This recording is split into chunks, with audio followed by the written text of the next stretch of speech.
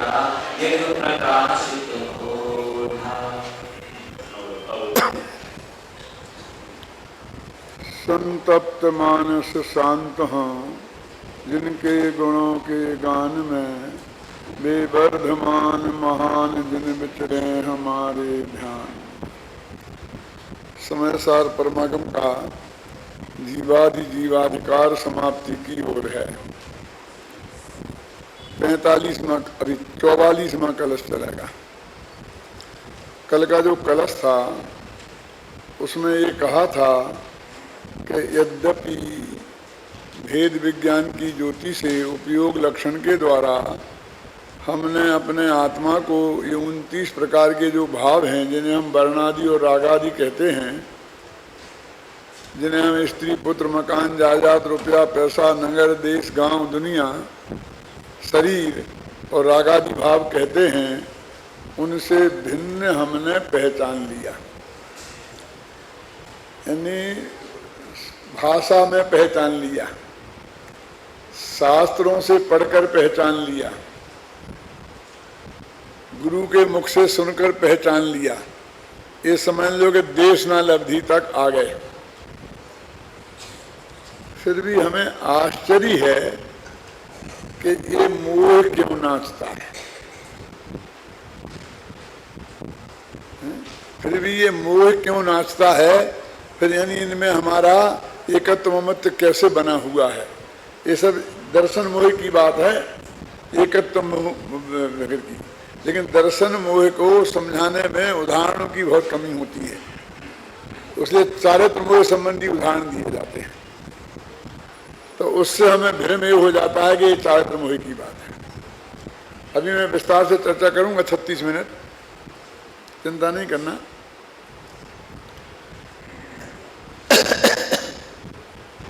ये मोह क्यों नाचता है, इतना आश्चर्य हुआ आचार्य देव को। और ये आश्चर्य का जो विकल्प था, उसके एक क्षण बाद ही ये विकल्प आ गया कि मोह नाचता है तो नाचे, हमें क्या लेना देना। नाट्यताम तथापि, है ना। ऐसा हमारे जीवन में रोजाना होता है।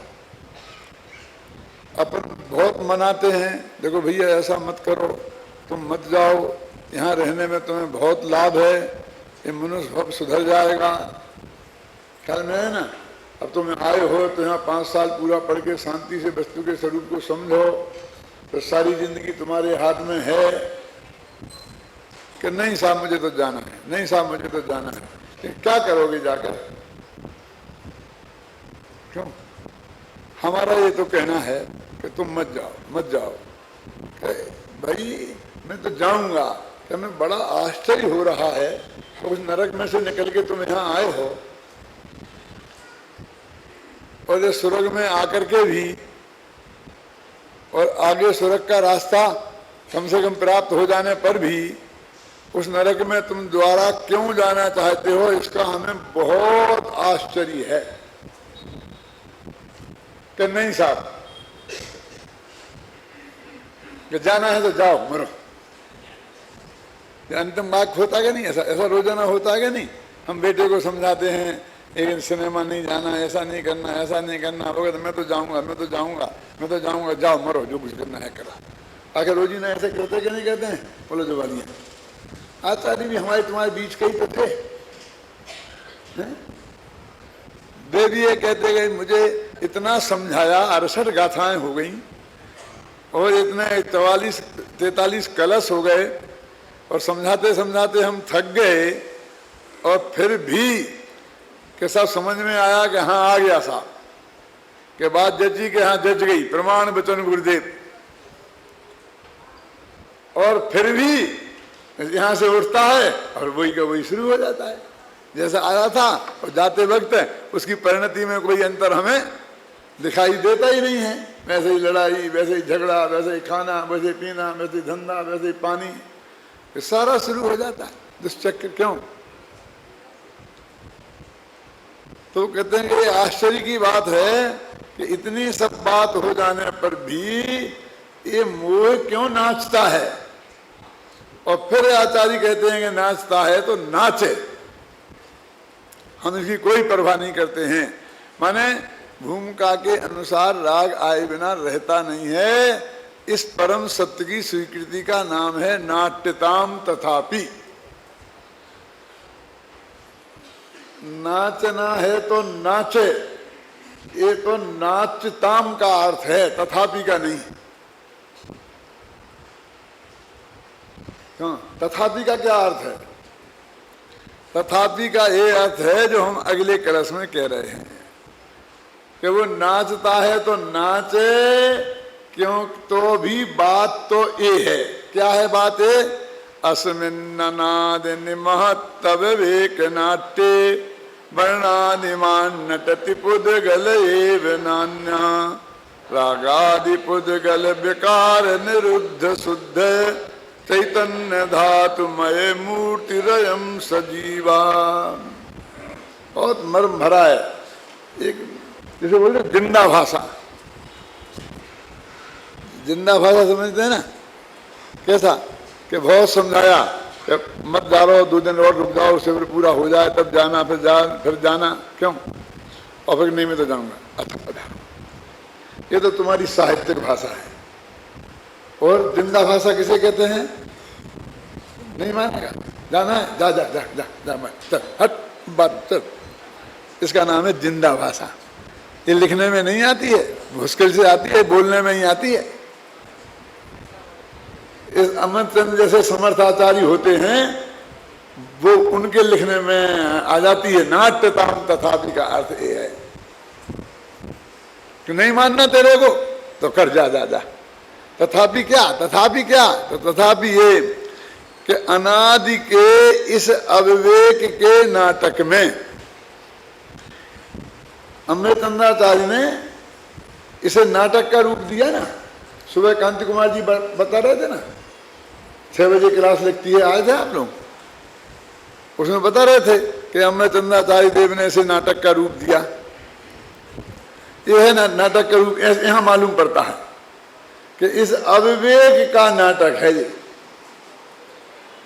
इस अविवेक के नृत्य में वर्णादिमान पुद्गल एव नटति न अन्या। अकेला ये रूप रसगंध स्पर्श वाला, वर्णादि वाला माने वो भी ले लो, 29 भाव वाला। 29 भाव को पुद्गल कहा ना। वर्णादि माने वर्णादि नहीं है, अकेला रूप रसगंध स्पर्श वाला नहीं, अभय कुमार जी। वो 29 भाव वाला पुद्गल, ये 29 भावों को पुद्गल कह रहे दादा कि बे 29 भाव वाला पुद्गल ही नाचता है। नाचता है तो नाचे, मेरा क्या है, पुद्गल नाचता है। पहले क्लास में क्या क्या कहा था? कौन नाचता है? शिखरचंद जी। पिछले भाव में कहा था मोह नाचता है। तो मोह तो भाव है, क्यों? और इसमें कह रहे कि पुद्गल नाचता है, कि वो पुद्गल का नृत्य है। वो तुमसे आत्मा का नृत्य मत समझना। देखो ना, अस्मिन्ननादिन महति अविवेक नाट्ये, कि ये अनादिकाल से चल रहा बहुत बड़ा नाटक। नाटक 3 अंक का होता है बस, बहुत बड़ा, क्या जानते हैं? आजकल तो 1 अंक ही चलने लग गए हैं। जयशंकर प्रसाद ने 4 अंक का नाटक बना दिया चंद्रगुप्त, तो सबने बहुत आलोचना करी कि नहीं नहीं इतना लंबा नहीं चलता है, 5 अंक के भी होते हैं, इतना कौन बैठेगा, 6 घंटा में पूरा नहीं होता है, कौन खेलेगा स्टेज पर, वो 3 घंटे में पूरा होना चाहिए, 3 अंक का नाटक होना चाहिए, इससे ज़्यादा नहीं होना चाहिए। तो कहते हैं ये महान नाटक क्योंकि अनादि का चल रहा है, और इसमें नृत्य हो रहा है, नाच गाने हो रहे हैं। अविवेक के नाटक में और क्या होगा? ये महति अविवेक नाट्य। यदि भगवान की भक्ति का भाव तेरे में बहुत गहराई से उतरा है तो पैर थमने चाहिए कि पैर उचकने चाहिए? नहीं, सोदर में तो नाचा था, छायक संबंधिष्टि नाचा था।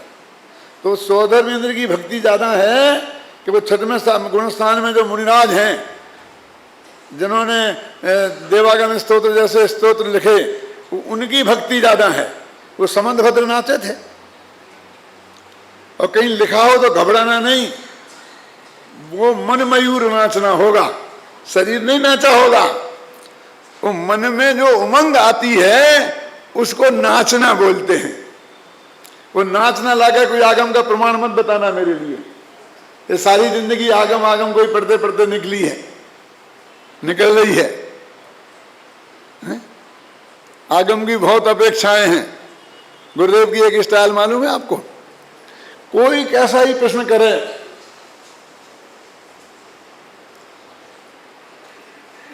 सब लोग समझेंगे हाय अब क्या होगा, अब क्या जवाब आएगा, क्या जवाब आएगा। कि साहब शास्त्र में तो ऐसा लिखा है और आप तो ऐसा कहते हो, शास्त्र में तो लिखा है कि शुभराग की भूमिका के बिना धर्म होगा नहीं, और आप तो कहते हो शुभराग में रंच मात्र भी धर्म नहीं है। क्यों? क्योंकि शुभराग से शुभ से शुद्ध नहीं होता है, जहर खाते खाते अमृत की डकार नहीं आती है। लेकिन शास्त्र में तो ये लिखा है, शास्त्र में तो ये लिखा है। तो गुरुदेव का जवाब क्या होता था मालूम आपको? खबर छे, बड़ी खबर छे, हजारों शास्त्र देखा छे। एक उत्तर है, मिल गया उत्तर चंद्रभान जी। क्या उत्तर है? हम कह रहे शास्त्र में ऐसा लिखा है, तुम ऐसा बोलते हो और तुम हमें तो बताते नहीं हो। बड़ी खबर छे, तुम्हें क्या क्या खबर है और क्या क्या खबर नहीं है, हमें इससे क्या लेना देना कि बड़ी खबर छे। और हजारों शास्त्र देखे हैं, तुमने कितने शास्त्र पढ़े हो कितने नहीं पढ़े, हमने कब पूछी थी? क्यों संजीव? ये उत्तर है। वो एक कह रहे हैं कि जो तुम कह रहे हो कि हम ऐसा कह रहे हो, शास्त्र में ऐसा लिखा, ये बात की हमें खबर है और उसके बाद कह रहे हैं सुनो। माने हम ये बात हम नहीं जानते हैं कि शास्त्र में ऐसा लिखा है कहीं कहीं और हम ऐसा कह रहे हो, बिना जाने कह रहे हैं। इस धोखे में तुम नहीं रहना, ये अर्थ है खबर छे का। और बड़ी खबर छे कि आगे क्या लिखा, पीछे क्या लिखा, किस अपेक्षा से लिखा, क्यों लिखा, उसका अर्थ क्या है। आचार्य नाच पड़े तो नाच पड़े माने अगला मन मयूर नाचा होगा, मन मन में एक विकल्प की तरंग खड़ी होगी, उसका नाम नाचना है। ऐसी सारी अपेक्षाएं हैं, उसका नाम है बधी खबर छे। और हजारों शास्त्र देखा छे सुनील, इसका क्या अर्थ है कि तुम बता रहे ना हमें कि फलां शास्त्र में ये लिखा है, फलां पंक्ति में ये लिखा है, फलां लेन में ये लिखा है। अभी लेने हमें मत दिखाओ, तुम्हें चाहिए कहाँ कहाँ लिखा। तुमने एक जगह बताया ना कि वहां लिखा है, अभी 25 जगह हम अभी निकाल के बताते हैं तुम्हें कि जो तुम कह रहे हो वो बात 25 जगह कहाँ कहाँ लिखी है। लेकिन उसकी अपेक्षा क्या है वो तुम नहीं जानते हो, इसलिए ये है नैवम नए विभाग अनुभोग्योसी। तुम नए विभाग से अनुभज्ञ हो, इसलिए ऐसी पागलपन की बातें कर रहे हो।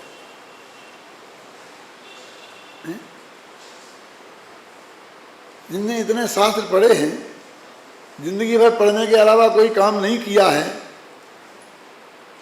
रोजाना बिना नागा 3 टाइम, 2 टाइम प्रवचन और पौन घंटा की चर्चा, और जब जाओ तब बैठो कोई शास्त्र लेकर के ही स्वाध्याय करते मिलेंगे, और उनसे बात करो तो वही आत्मा की बात करेंगे।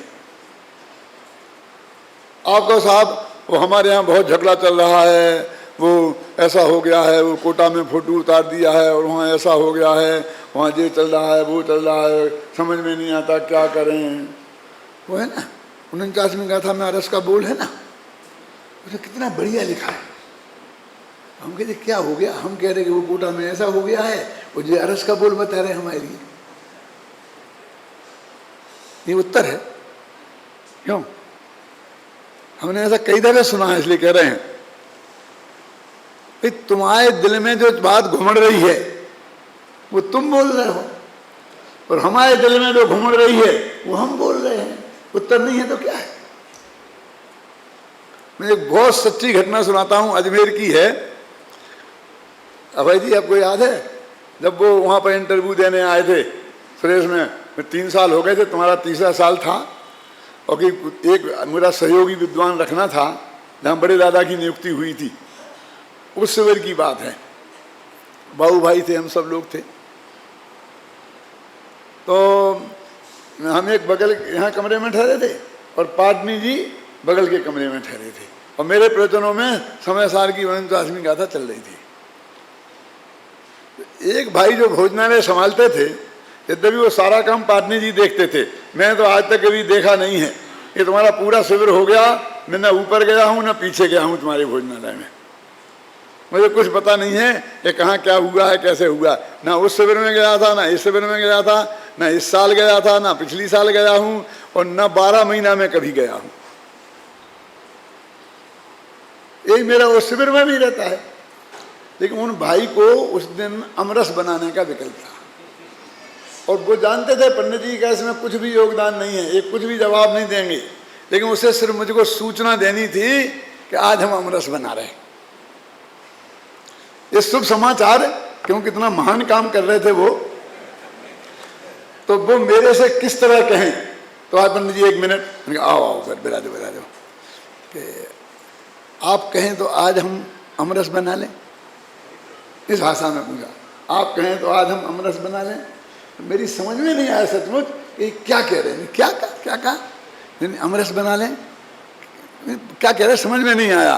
कि हम आज चाहते हैं कि आप सब लोगों को भोजन में बढ़िया अमरस परोसें, और हम आप बढ़िया आम मंगा लिए हैं और वो अमरस बनाना चाहते हैं, बम्बई से मंगाए हैं 5 पेटी। अच्छा, अब मेरी समझ में आया कि ये क्या चक्कर है।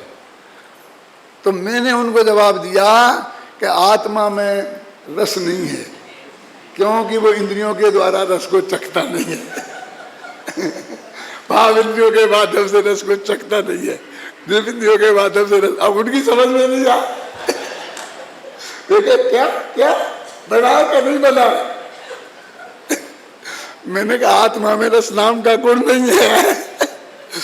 6 बोल मैंने सुना दिए, क्योंकि मैं तो प्रवचन कर रहा था, तो मुझे रटे याद थे। तो बे ऐसे आज पांगे फाड़ के देखते रहे। तो मैंने उनसे कहा, भैया तुम दरवाजा भूल गए, वो अमरस वाला दरवाजा बगल में है, और जो अरस वाला दरवाजा है। बिल्कुल सच्ची घटना है। कितने साल हो गए दादा आपको आए, कितने साल हो गए जयपुर में? 30 साल पुरानी घटना है, सच्ची बिल्कुल।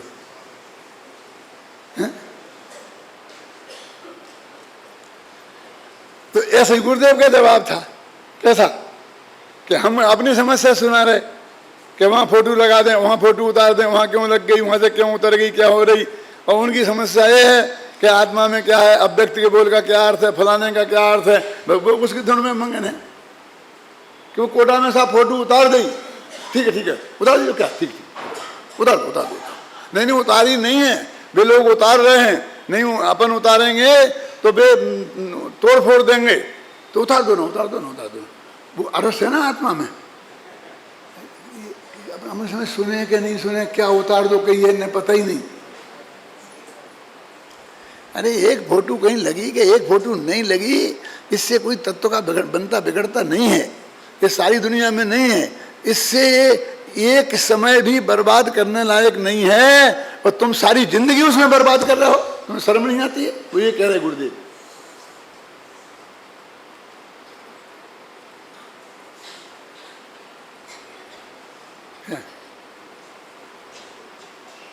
फिक्रतन जी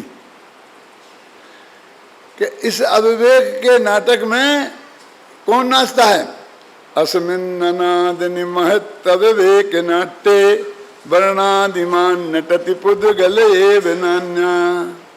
और हमको तो संस्कृत पंक्ति में इतना आनंद आता है कि हिंदी पढ़ने की इच्छा ही नहीं होती है, लेकिन तुमको समझ में नहीं आता होगा तो मजा नहीं आता, तो हिंदी पढ़ लेते हैं। देखो, अरे काल अनादि से विवेक के इस नृत्य में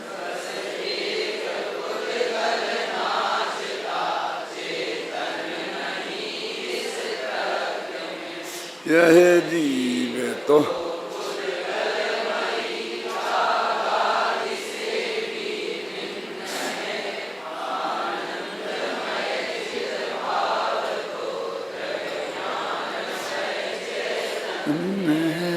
देखो क्या लिखा है, बस एक पुद्गल नाचता चेतन नहीं इस कृत्य में।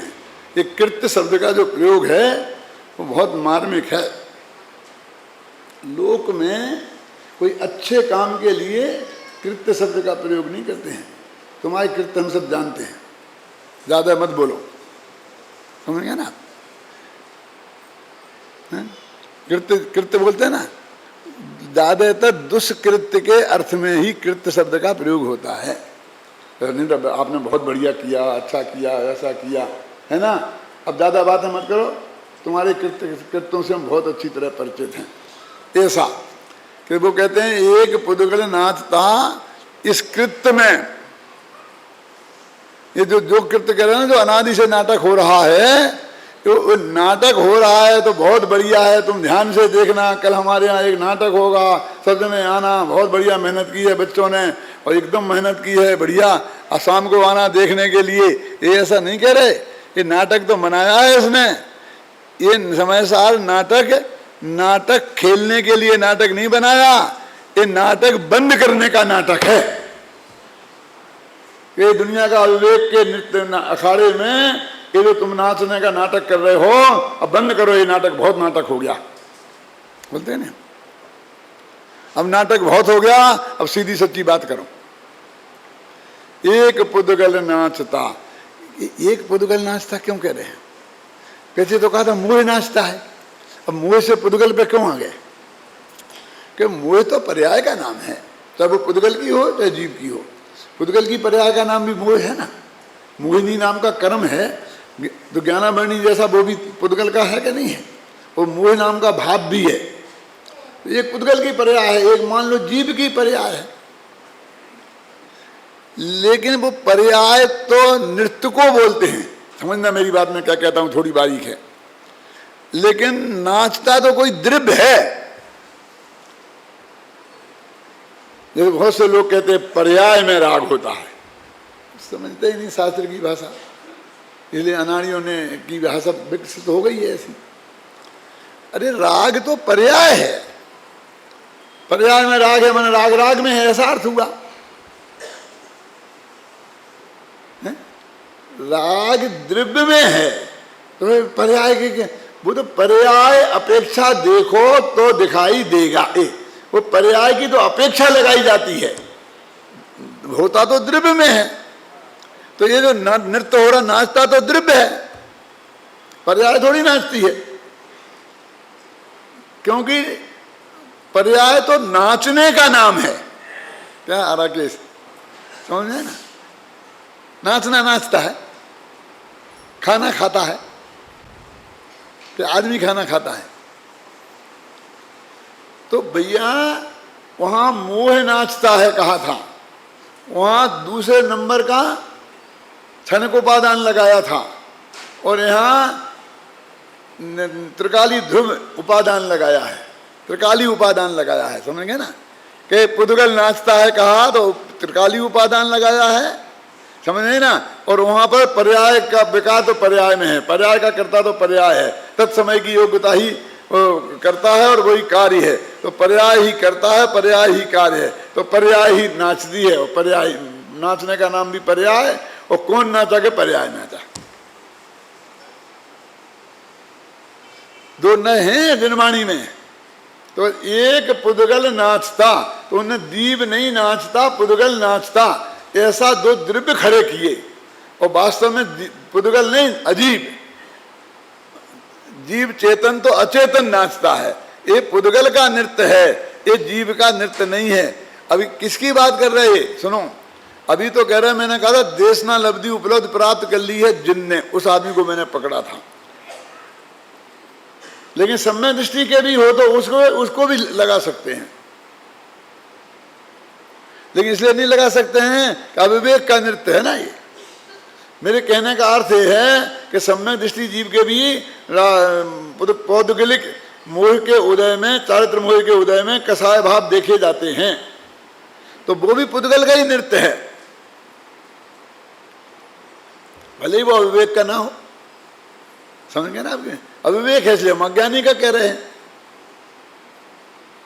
ख्याल में ज्ञानी, कि कह रहे हैं कि चाहे ज्ञानी हो चाहे ज्ञानी हो, ये जो तुम्हें बाहर सारा दिखाई दे रहा है शुभ अशुभ भाव और शुभ अशुभ क्रियाएं, ये सब पुद्गल का नृत्य है। कौन है पुद्गल का नृत्य? अध्यात्म। विकारी अविकारी पर्याय, पुण्य पाप के भाव और पुण्य पाप के नामक कर्म, अथवा अष्ट द्रव्य कर्म और भाव कर्म, अथवा नो कर्म शरीर आदि की क्रियाएं, इन सब को ये पुद्गल का नृत्य कह रहे। अब क्या कहते, देवागम स्तोत्र संबंध भद्र ने बनाया तो वो ये कहते हैं कि ये मोह का नृत्य है। कहाँ लिखा? समय ऋषियों का कहाँ लिखा? बोलो कमल जी।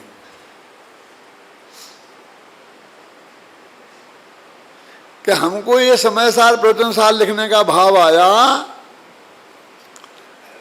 ये इतनी बात सच्ची थी, लेकिन तुम जो ये कह रहे हो कि हमने लिखा और ऐसा मान रहे हो, जान रहे हो, ये अविवेक का नृत्य है। इसलिए हे भव्य जीवो, हमने ये किताब लिखी है, ऐसा कहकर तुम मोह में मत नाचो। लिखा क्या नहीं लिखा? वो सामने वाले को भी मोह में नाचना कह रहे। देखा, हमने चंद्र इतना लिखा और टोडरमल जी ने उसने खुलासा कर दिया कि लोग कहते हैं कि तुमने सम्य ज्ञान चंद्र का टीका लिखी, तो उन्होंने कहा हम कच्चा चिट्ठा बताएं आपको, असली बात बताएं। हमसे ज्यादा कोई नहीं जानता है कि किसने लिखा है। मानोगे तुम हमारी? कि ज्ञान राग तो मेरो मिलो, ओ करनो धरनो तनु को भिलो, ओ कागज मसी अक्षर आकार, लिखिया अर्थ प्रकाशन हार। ये चौपाई लिखी है उनने सम्यक ज्ञान चंद्रिका की पीठिका में। क्या है इसका अर्थ? है ये जब गोमर सार की टीका बनी, कोई भी बनी हो, तो उसमें ज्ञान और राग तो मेरा मिला है। माने मेरे ज्ञान का गे वो बन रही थी, ऐसा नहीं कि मैं जानता हूं वो ज्ञान मिला है। जब वो लिखी गई जा रही थी तो वो मेरे ज्ञान का गे बन रही थी, इसका नाम है ज्ञान मिला। और राग मुझे विकल्प आ रहा था कि मैं लिखूं, तो वो राग और ज्ञान दो चीजें तो इसमें मेरा मिक्सचर है। और करनो धरनो तनु को भिलो, वो जो ऐसा पेन उठाया फिर ऐसा लिखा फिर कागज लिखा, ये करना धरना हुआ ना, जैसे तुम्हें दिख रहा है लिखना, ये सब शरीर का है। करनो धरनो तनु को भिलो, और फिर तो शरीर ने लिखा ना, ये न किया ना तुम्हारे शरीर ने कि नहीं नहीं नहीं, तो लिखा किसने? कि कागज, फिर कागज पर मसी स्याही अक्षरों के आकार में परिणमित हो गई। कागज मसी अक्षर आकार, लिखिया अर्थ प्रकाशन हार। तो लिखने का कर्ता किसको बताया? बोलो परमात्मा। भाषा जानते हो? हिंदी थोड़ी बहुत कठिन लिख सकते हैं हम, सरल लिखने में दिक्कत होती तो बताओ, कठिन लिख सकते तो बताओ इसका अर्थ क्या है? कौन है करता है? हाँ, किसने लिखा है? वो स्याही ने लिखा है। कागज मसी, मसी माने स्याही, कागज पर, वो तो अधिकरण हो गया। मसी अक्षर आकार, अक्षरों के आकार में परिणमित हुई। तो कर्ता कौन हुई? स्याही। क्यों हुई?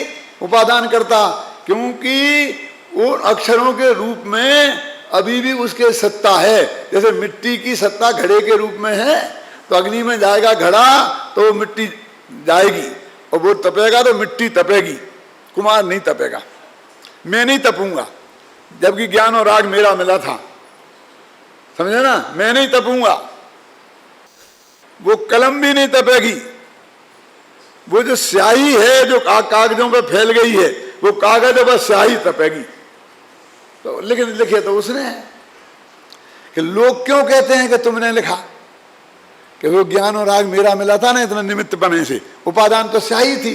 मैं तो निमित्त था, तो इसकी वजह से लोग कहते हैं कि टोडरमल ने लिखा।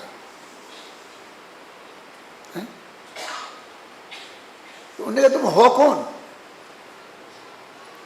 फिर उन्होंने प्रश्न उठाया कि तुम हो कौन जो मना कर रहे हो कि हमने नहीं लिखा? तब मैं क्या हूं बताऊं? मैं हूं जीव द्रव्य गुण भूप एक अनादि अनंत अनूप। मैं तो जीव रूपी राजा हूं, एवं ही जीव राजा। कुंद कुंद ने जीव को राजा कहा ना। मैं तो एक राजा हूं कि तुम्हारा राज्य भी कहीं है क्या? नहीं कि तुम लंदन में बैठ गए, जैसे खालिस्तान के प्रधानमंत्री बन गया था ना, वो एक कौन था, गजेंद्र करके गजेंद्र सिंह था ना, मैं खालिस्तान का प्रधानमंत्री हूं। खालिस्तान कहाँ है? वो विश्व के नक्शे में खालिस्तान कहीं है ही नहीं, है ना। कि तुम भूप राजा बन गए, तुम्हारा राज्य कहाँ है? कि अनंत गुणों में। मैं हूं जीव द्रव्य गुण भूप, मैं गुण अपने गुणों का राजा हूं। तो कहते हम अपने मन के राजा। कब से हो तुम? ये तुम्हारा राज्य कब से है? अनादि से लेकर के कब तक रहेगा? कि अनंत काल तक। कि पार्टनर कौन है? कि कोई नहीं, एक। मैं हूं जीव द्रव्य गुण भूप एक अनादि अनंत अनूप। अनुपम है, मेरी कोई उपमा नहीं है दूसरे से। मैं तो वो हूं। फिर हुआ क्या कि ये पुद्गल और जीव की एक असमान जाति पर्याय बनी, ख्याल में नहीं ना। और ये आसमान जाति पर्याय माते गर्भ में 9 महीने तक रही है, मिलकर के मिक्सर वाला मामला। और फिर जब बाहर गए, मैं निकला, खूब रोता रोता निकला। मैं रो रहा था, सारी दुनिया हंस रही थी। क्यों? और उन सब ने मिलकर मेरा नाम टोडरमल रख दिया। टोडरमल कहें सब लोग, सो आसमान जाति पर आए, ताको मानुष नाम कहा है। वो जो आसमान जाति पर आए, माता गर्भ से निकली, उसे दुनिया में मनुष्य कहते हैं। मनुष्य तो शास्त्र के हिसाब से कहते हैं मनुष्य गति में आया, नामकरण का उदय था। फिर अब मैं ऐसा तो कहने देना, कुछ सारे मूर्ख लोगों ने मिलकर के और मेरा नाम टोडरमल रख लिया। क्या टोडरमल जानते हैं? टोडरमल का क्या अर्थ होता है? अनेकांत त्रिदल मल्ल। त्रिदल मल्ल माने समझते हो? वायुसेना का पहलवान, थल सेना का पहलवान और जल सेना का पहलवान। 3 दल होते हैं ना, 3 प्रकार की सेना होती है। दल माने सेना।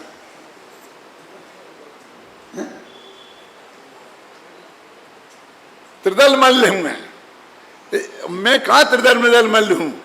मैंने तो ये नाम चुना नहीं है। उन सब मिलने ने क्या ढोल पीटे, बजाए, लड्डू बांटे, खाए, बतासा बांटे और टोडरमल नाम रख दिया। और लोग मुझे टोडरमल कहने लग गए। अब तो मुझे क्या, तुम मुझे टोडरमल कहते हो? अब मैं तो टोडरमल तो हूं नहीं हूं। कौन हो? मैं हूं जीव द्रव्य गुण भूप। मेरी तो ये पोजीशन है इसमें। क्यों?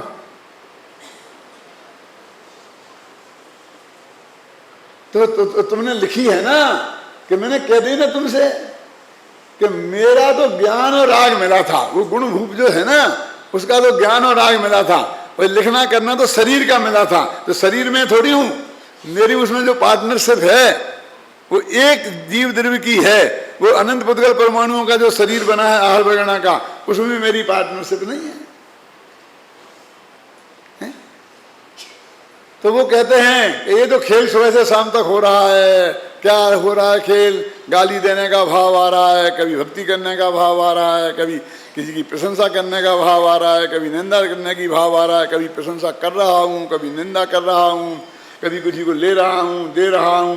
ये सब सुबह से शाम तक और शाम से सुबह तक की जो क्रियाएं हो रही हैं और जो भाव हो रहे हैं, वो कहते हैं यहाँ पर ये सब है पुद्गल को खेल। लिखा ना कि पुद्गल एव अस्मिन्नादिति महत्तव वेक नाट्य वर्णादिमान नटति पुद्गल एव नान्या। वो वर्णादिमान का मतलब रूप रसगंध स्पर्श वाला नहीं, ये 29 भाव वाला ये पुद्गल ही नाचता है और कोई नहीं नाचता है। तो ये पुद्गल का नृत्य है, इसमें इसे धर्म होगा, इसके बिना धर्म नहीं होगा। है? आत्मा का अनुभव रूप धर्म प्राप्त करने के लिए इसकी आवश्यकता है, ये सहयोगी है। कुछ तो दो 1-8%, क्यों 0% है, कोई इसका योगदान नहीं है।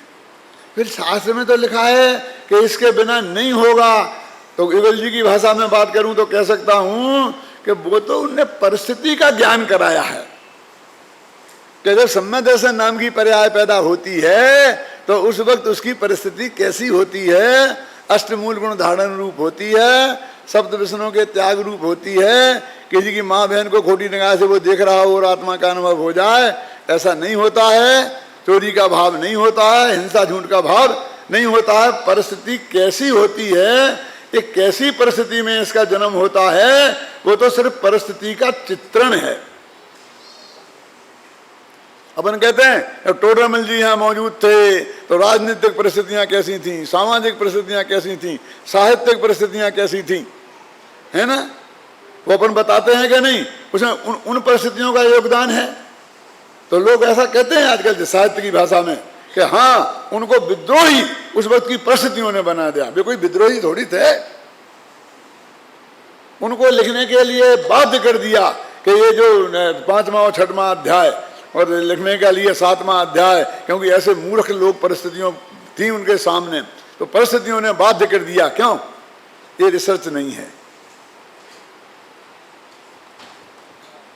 वो तो ये कह रहे हैं कि जब ये मोक्ष मार्ग प्रकाशक लिखा गया उस वक्त ऐसी परिस्थितियां उस वक्त थीं, बस खत्म।